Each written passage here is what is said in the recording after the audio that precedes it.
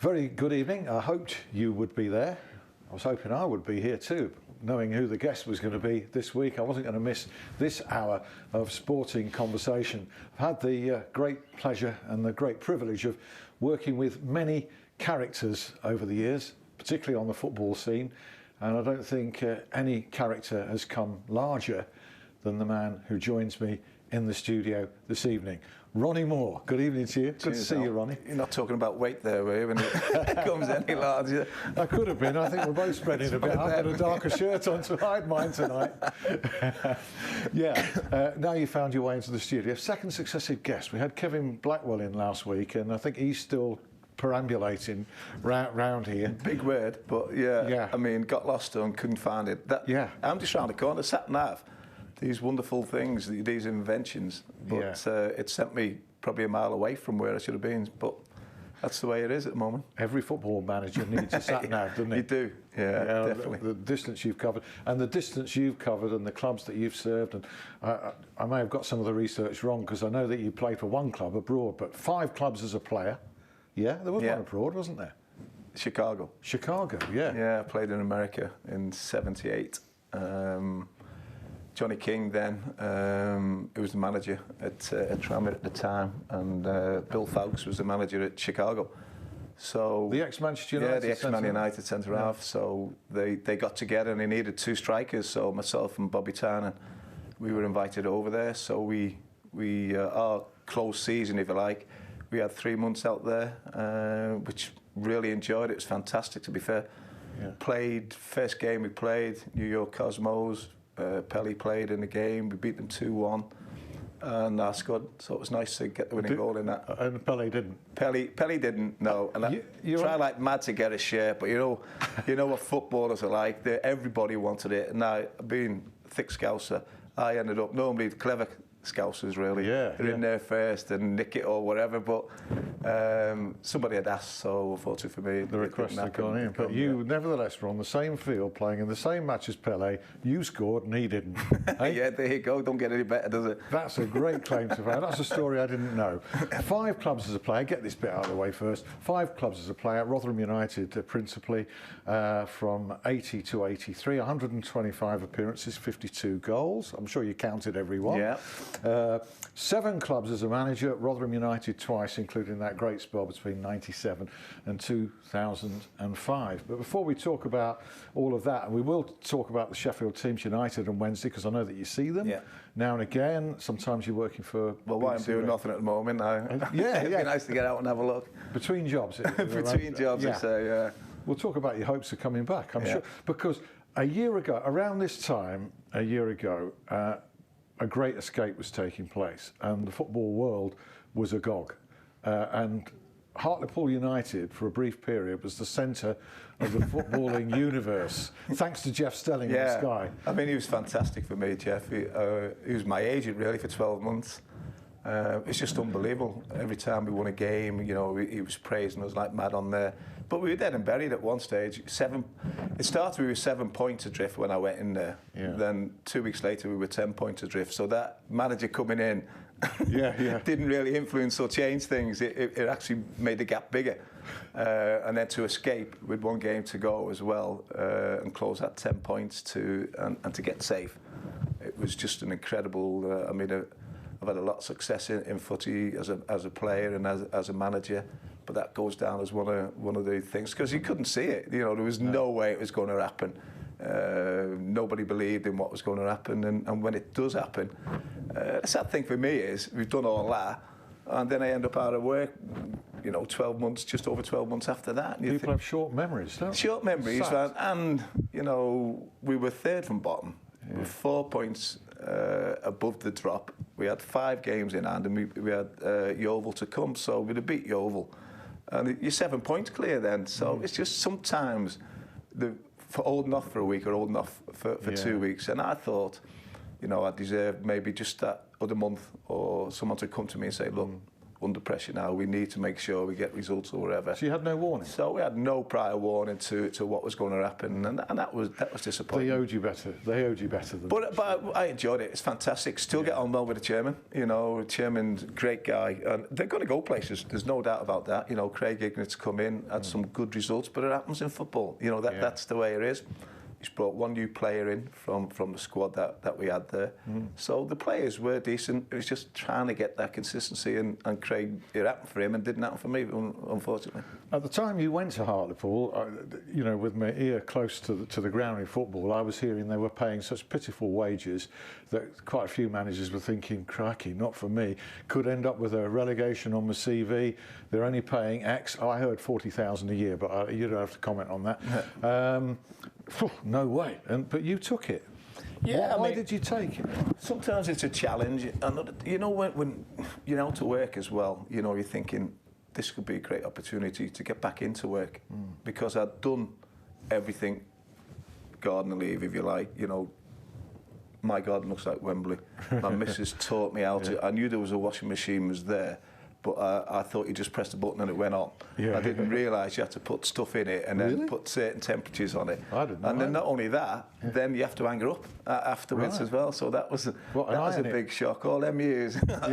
I can't iron, so that was one part of it. But it was a wake-up call, if you like. And I think my missus had enough for me around the house as well. And anything's better. Yeah, getting grumpier and whatever, going out seeing games. So I looked and thought, this is a great challenge. You know, if we could do something here, then maybe then you get it right and move on, or maybe the chairman has a bit of faith in you, gives you a few more bob to maybe take the club on. The club, it'll definitely go on. There's no doubt about the club. The chairman's in. He's a young guy, 35.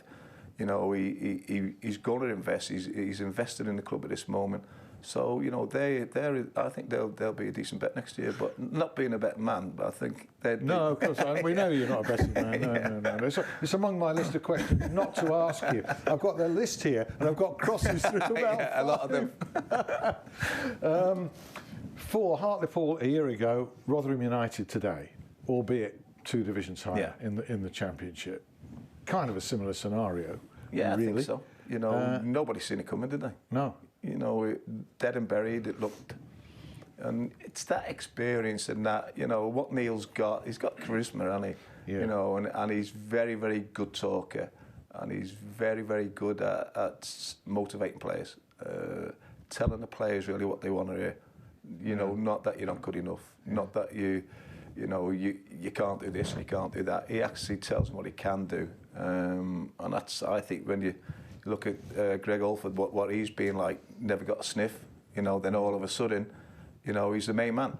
And that's come because of the confidence that Neil's obviously fired in. Not only him, he's got a good staff. You know, all the staff there, they're decent. You know, Warney's still there as well, the next player of mine. Dibbs is the goalkeeper coach. So he's got a good staff. It's not always down to the one, but the one guy has to be the one who has the baton, if you like. He's the one who's got to get his thoughts across, and it's his talk and his chat and how he handles the individual players that has got them to where they are. Because without it, we know we've definitely been doomed.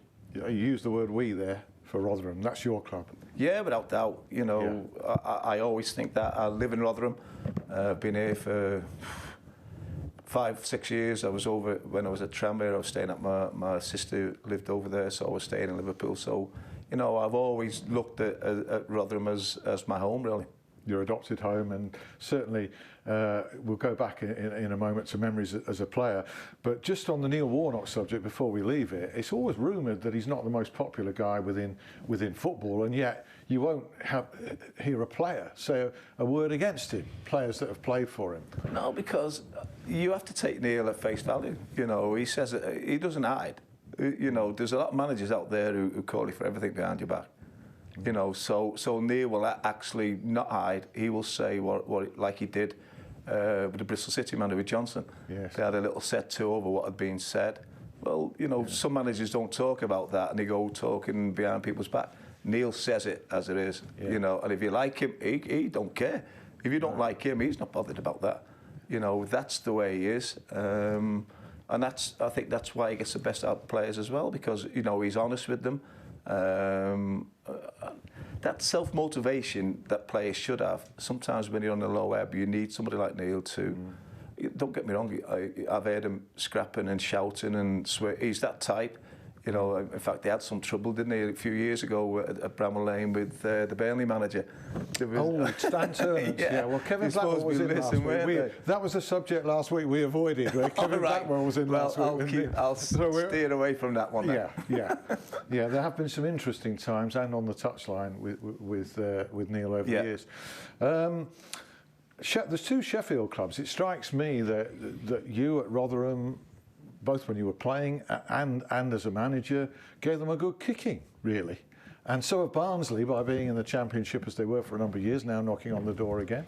Doncaster Rovers getting in the Championship. So these small country cousins have made their presence felt on the two Sheffields in your time, haven't they? Yeah, I think without doubt. And it's got to happen, and you can't have the monopoly all the time. So football, it has circles, and you know, it's changed a little bit now, hasn't it? You look at, you know, Sheffield Wednesday got a great chance. Probably the best side they've had for a long time that they've got now. Sheffield, dead and buried, a bit like Rotherham, 2-3 weeks ago, people were saying no chance. Now all of a sudden, you know, they've got Barnsley on Saturday, they win that game, they could be just a point away. Yeah. So, but coulds and shoulds, but they've got to do it, you know. And, and that's, should be in there. So, should they're a big club, and you know, everything. If they get promoted, I mean, we'd all like to see. I'd like to see Sheffield Wednesday back in the Premiership. Why not? Because you know, it's good. You know, it's South Yorkshire. You want that. For me, then Sheffield promoted, Barnsley promoted, and Rotherham in there. It's fantastic. You know, it's a fantastic league when they're all together and playing. Because we used to have some wonderful games against them, playing wise and managing. I mean, I used to love Hillsborough. You know, we hadn't won there for ages, and we won there 2 seasons running with the 2-1 scoreline, and both scored in the 95th minute or whatever. Best times ever to score. Yeah, they've got a great record at Hillsborough, rather, haven't they? They've done it again this year. Yeah, with Neil. And that's I think Wednesday probably have let themselves down with you know, they'll look at and think the lesser clubs, if you like, you know, took Rotherham for granted. Really, they said he didn't, but they did. And Rotherham win the game, and I thought deserved to win the game on the day out. Yeah, I watched it, you know. And then you look at MK Dons the other night. You know, you've got to be turning over MK Dons. You know, if you want to secure it, they've just made it that little bit tighter. But 6 points and 9 to play for. The flaw seems to be they're not performing in the first half of games and letting teams settle as they did with MK Dons the other night. They played the first half like they did the second. I know it happens quite a bit, and you wonder why. You know, because he'll be saying the same things at half. Mind you, probably you're a bit nastier at half time because things haven't gone well, you know. But it's very hard to scream and shout and moan at people at the start. Words were spoken. Yeah, well, they've got to be, you know. Yeah. But it didn't alter the score. I believe they were unlucky. I believe they played quite well. They were a bit unlucky, yeah. And certainly there was a travesty surrounding Fernando Forestieri. I know fans of other clubs are sick of hearing it, but I've seen now 3 blatant cases of him not diving, in fact being fouled. Which so an equality player like that, he definitely has been singled out. You know, people say they haven't, but they have. There's no doubt about it. You know, but he's a quality player, and they miss him when he don't play because you know he's so important to them. You've been to Hillsborough a few times, I know, working with BBC Radio Sheffield, and it's been a few years since you've perhaps seen the quality and technique that Sheffield Wednesday have now in that team. It's certainly transformed this season, hasn't it? Well, you know, foreign coaches come in, don't they? It's one of them. Is it because of that? You know, it certainly attracted a lot of quality players. The money has as well. The money has, yeah. Well, it does help, you know. It's one of the things. You've never had that, have you? No. What is money? It would have been nice somewhere along to have had it. You know, it's one of them. If they're a big club and you need to spend, and this is where you know you look at Rotherham now. You know, if we want to be the next step up, you know, it has to be more investment. You know, and Tony Stewart, what he's done for the club is just. Yeah. He's serious about this, isn't he? Yeah, he's really serious. Well, I heard him say something about Premier League in 3 years or whatever he was aiming for. So, can he do it? I think he'd love it, but it's easier to say than to do. There's no doubt about that because first and foremost, you know, you have to go up, and the scale is massive to give yourselves a chance of being in that top 6. you know. So whether he does it himself or whether he gets somebody else invested in the club that can guide him along there, I don't know what Tony's views are on it. Neil Warnock's making noises which suggest that he's really considering staying there next season. Me, personally, as a complete outsider, I think he could be in danger of tarnishing the wonderful achievement he's had there, because the squads remain the same, and there's nothing to suggest that squad's going to be in the top half of the league next year. Well, I don't know what you think. No, I mean, it's a short fix, really, isn't it? You know, and what he's done in 10, 12 games. When there's 46 games to play with with his squad, it's different. And I think what he's done is he's done himself no harm. I think what he said. Offers. Well, what he said the other week, I think he just took the pin out the grenade and just rolled it to say that he's going to have one more year. You know, whether it's going to be at Rotherham or whether it's going to be somewhere else, he's definitely having the 1 year. So that was him saying, "Get your offers." So I think that opened the whole thing for him, to be fair, which is clever, and experienced. But he is talking the talk at the moment about maybe staying. Yeah. We'll see. But it looks like Nigel Adkins talking about staying. There have been rumours and doubts, etc. But they've given a glimpse of what can be achieved now next season, even if it isn't this time. Is he somebody that you know, Nigel? Yeah, I know Nigel very, very well, to be fair. When he was at Scunthorpe. In fact, I was at Tranmere, and both of us were playing one game to go. We're playing each other at Scunthorpe. We had to win, and they could draw the game. Yeah. So 94th minute, we're 1-0 up, score early on. 94th minute, one of our lads gets sent off.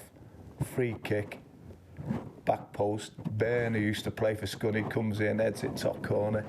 Yeah. Just about kick off, whistle goes, 1-1. So they go on to the playoffs. In fact, went to the playoff final and won. I think they beat Millwall that year. And I ended up going to speak to my chairman in May and getting a sack. Right. So, and that all turned on one incident. That all turned on. I mean, how can you get a sack when it's so close to going up? It's random, isn't it? And then, to be fair, Nigel went on and did so well. You rate him? Yeah, fantastic. But you consider where he's come from. People say, "Oh, he's a physio barber." So what? He's knowledgeable. He knows everything. He wants to play decent football. He'll not be deterred by what other people think about him. And the problem with Sheffield is that, supporters think they've got divine right every year to win the league. Well, you haven't. It doesn't work out like that. There's been money. I would imagine. I don't know. You just say, that there's money there. And I would imagine on the budget that they've got, I think Nigel will probably be disappointed that they're not, at least in the playoffs at this present time. You get the feeling they're not an easy club to manage from the point of view of having control over getting signings over the line, and you might have the budget, but there seems to be an awful lot of people involved. Yeah, well, it's who picks the players, isn't it? As a manager, you've got to pick the players. You can't have people come in. I think Nigel probably would be better with somebody working just above him, so he could just go and talk about the football. There's no chief executive. He needs a Neil Warnock, if you like. He needs somebody who he can go to and say, look, this is what we're looking at. Boom, can you try and get that sorted? Have a word with the chairman, and we'll go that. If we can't have that one, we want this one. But I think that's where it's fallen down at the moment. I think if Nigel had that, and then he can just concentrate on the football side of things, I think you'd see a massive improvement there. Interesting. A football-minded chief executive. Yeah, definitely. Somebody who knows, who's been involved in a game, who they might even talk with a manager and sit down and say, what about players? And like, I could throw a name at you, and you might think, no, oh yeah, I never thought about that one. What about? And I think you need to bounce off. Bounce off, and then let him go and say, look, this is what the manager's looking at. We need to get that. Then find out what he's going to cost, and it'll all come down to cost in the end, won't it? The board went up for only 30 more seconds of stoppage time for the first half. We're nearly at the end of the first half. John Gilburn will be here, Managing Director of Overton Stadium, to talk about a big dog night coming up down there. I know you don't do betting, so it won't be of any interest to you. That's in the second half of the show. James Gregg will talk about everything else, including a major achievement by one of our non-league football clubs. And I'll tackle Ronnie again about the Blades, the Owls and Rotherham, because I remember the day you signed in 1980, along with John Seasman and Tony Towner, I think on the same day. Yeah. Transformed Rotherham, you got promotion. Ian Porterfield was manager. Great times. We'll go back to those days as well. Rejoin us, please, in 5 minutes. Look forward to your company then. See you. Bye.